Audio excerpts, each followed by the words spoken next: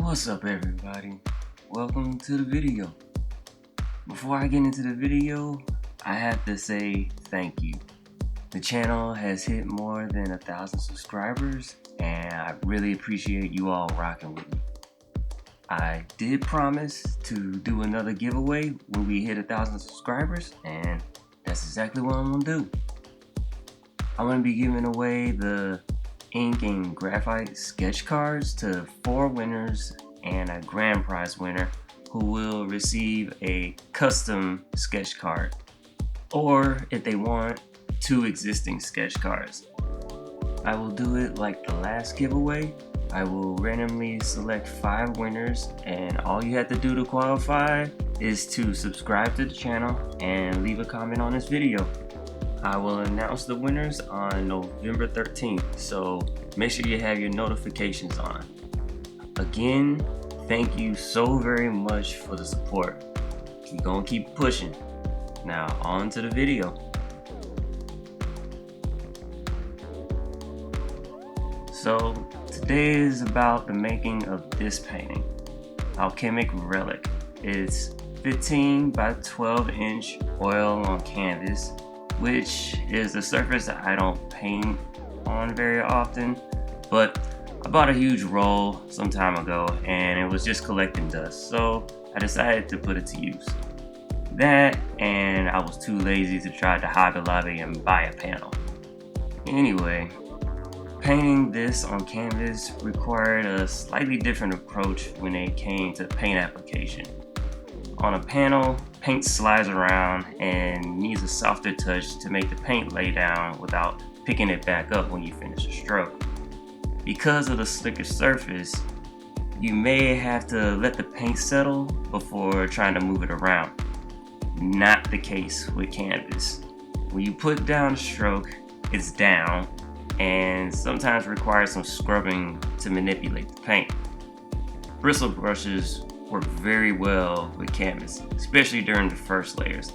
Once a couple of layers are down, canvas and panels act pretty much the same, as you're painting on top of a layer of paint, not necessarily the surface itself. As with most things in art, experimentation is required to figure out what works best for you. You may like heavy texture or an extremely smooth surface, or maybe something in between. Me, I prefer working on smooth surfaces like panels or illustration board that have a slight tooth. For my purposes, I need something that has enough texture to grip the paint, but smooth enough to apply detail. So if you're not sure what you like, just get a variety of surfaces and see which one feels best.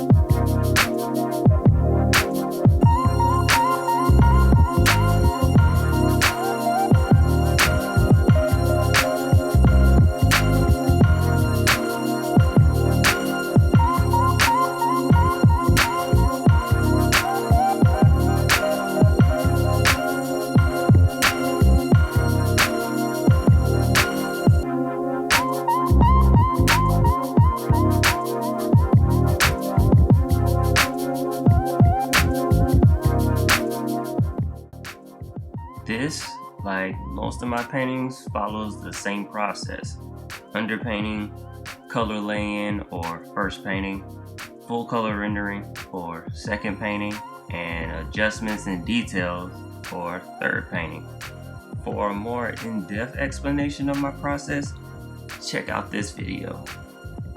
Something new I've started doing recently has been to work with limited palettes.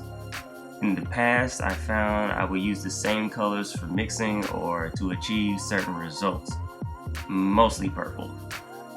So, as a challenge and as a way to force myself to use different colors and schemes, I use as few colors as possible. For this painting, I use flake white hue, yellow ochre, alizarin crimson, burnt sienna, terra verde, and ivory black. I can stretch colors more than I thought possible and has really developed my mixing ability. Something I realized from this experience is that you don't need a bunch of colors to make a colorful painting.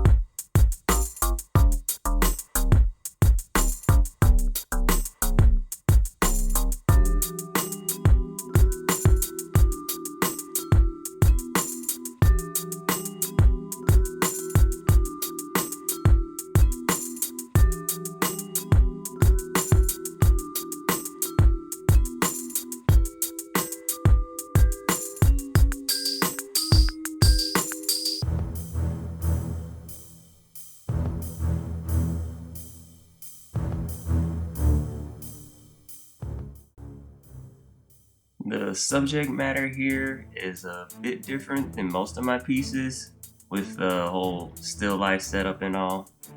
The focus being on the magic and the relic that's being created.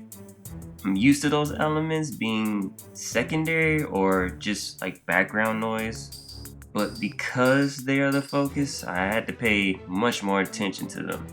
That means really studying my reference and keeping an eye on my value and edge control, especially for the relic.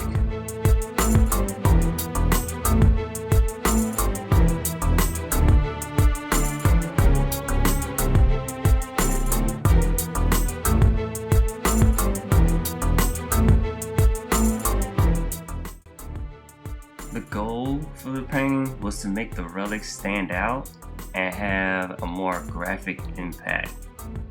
It's something that I struggle with and wanted to keep that in the forefront of my mind until it becomes instinctual.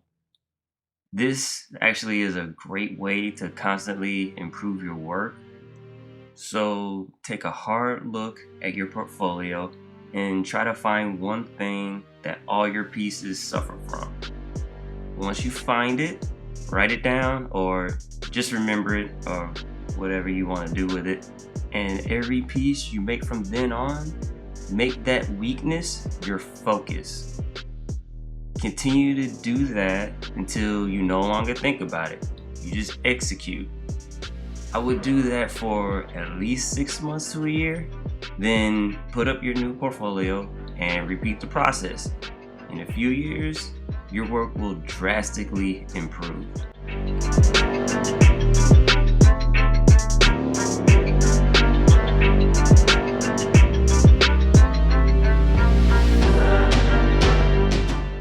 A quick note about hands. Always spend the time to get them right. I don't remember who said this exactly, but the saying goes, nail the head and hands and you can get away with murder, or something to that effect. Either way, it's true. As people, we instinctually know when a portrait is off and if hands don't look quite right. You know what I'm talking about.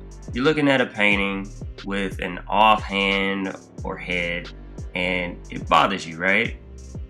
It becomes a distraction instead of a point of interest. So if you have to repaint a portrait or hands 3-4 times to get it right, then do it. Painting these well puts your skill as well as your anatomical knowledge on display. Not many can do it well, so if you can, then you are in elite company. After I thought I was done with the painting, I was told in a critique that the ellipses on the magic symbol were off. So I went back in to correct it and found that I had to pretty much repaint it. This happens sometimes when painting over a drawing. Things get skewed while painting and need fixing. Since the symbol is a focal point, there can be no mistakes. It has to be precise and clear. A 15-minute quick fix turned into 3.5 hours of work, but it's worth it.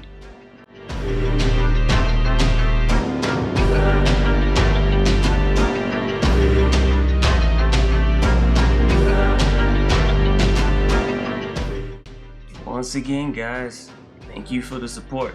It means more than you know. Don't forget to leave a comment and subscribe to qualify for the giveaway. And as always, let me know if you want me to cover a particular topic, technique, or subject. I'll see you all in the next video. Peace.